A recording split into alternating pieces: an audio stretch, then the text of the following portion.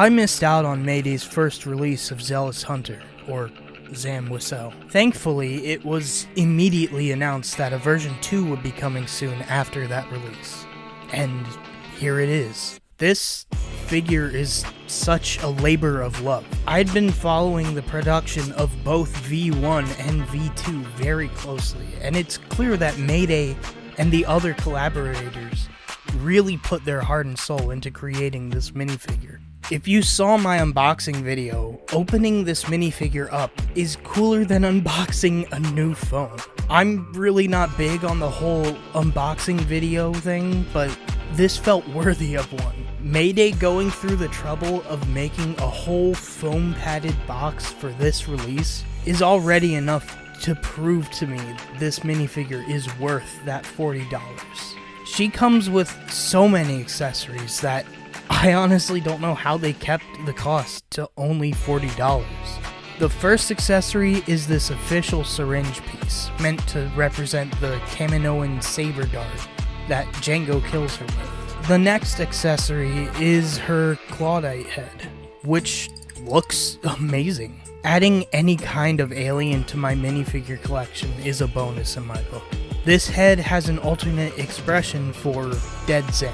Also included are two cloth pieces. The first is a physical face cover, which looks a lot better than I thought it would. And the second is her skirt piece, which was a little difficult for me to attach to her legs at first, but I got there eventually. And the last of the accessories is this really nicely designed rifle by Brick Tactical.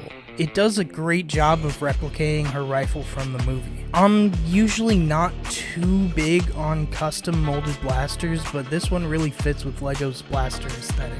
Now, finally for the figure herself. This is such a unique character for a custom. LEGO Star Wars isn't known for its wide variety of colors, so having this nice bright purple really makes Zam stand out in any LEGO Star Wars collection. The printing, which was done by GCC, is really nicely done, and I'd see absolutely zero flaws in the print. The detail on this minifigure is really just so incredible and thorough. Her human head has two faces. The first is her covered face, which I prefer to the physical covering, and the second is an uncovered face, which looks great. Her helmet is probably as accurate as you could possibly get with official LEGO pieces, and I really like that the printing goes 360 degrees around her helmet to represent that brim on the in-universe helmet. But by far, one of my personal favorite printed details is her printed foot detail. This detail of her little spiked boot toes was something I didn't know was a thing until this figure started production. Now, there are only really two flaws with this figure in my opinion. The first flaw being that the custom Zealous Hunter helmet from Bo-Katan Bricks wasn't brought back, which I can understand why for cost and time. But this second problem is something that a few people have also had, which is that there's a molding issue on the torso. This isn't really anyone's fault, but it does stand out when the figure is viewed from the side, unless the arms are down. It's pretty unfortunate, but thankfully it's easy to hide. Also, Mayday contacted me and already sent me a replacement for the torso, so that takes the figure back down to just one flaw, which nowadays is pretty rare. Overall, this minifigure really is special.